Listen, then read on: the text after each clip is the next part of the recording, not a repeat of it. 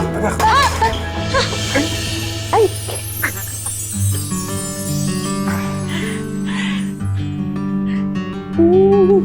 Oh, nagagalaw niya na. Pasensya na, anak. Nagbibiro lang. Magaling na ako.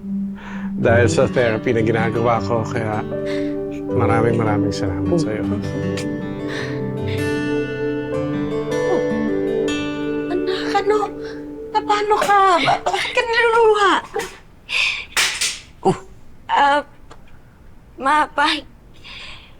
Di ba ako pwede mag-manifest para sa iba? Dahil ba kay Joaquin to? Naku, sinasabi ko na nga ba eh. Ayaw mo muna magsalita si Faith. May pinagdadaanan po pala si Joaquin.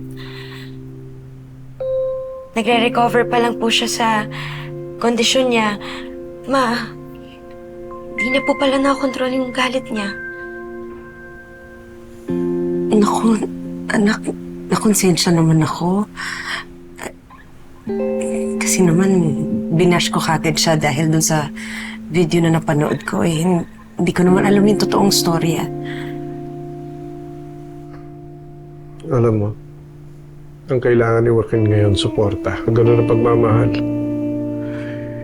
Hindi masakit kung hindi totoo.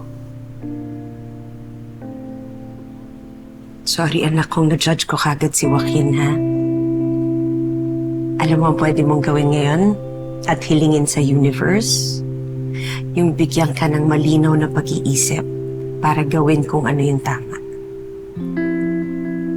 Naniniwala na po kayo sa manifestation? Tinuruan mo ako, anak eh. Pasensya ka na kasi. Nung mga panahon namin, wala namang ganyan talagang manifestation na yan. Ang alam lang talaga namin, yung mga tipong sex bomb, kung ano ang nasa puso mo, sundin mo yun.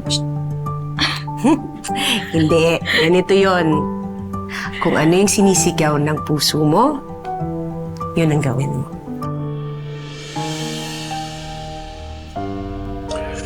Basta anak, mabuti kang tao. Kaya may tiwala kung tama yung gagawin mo.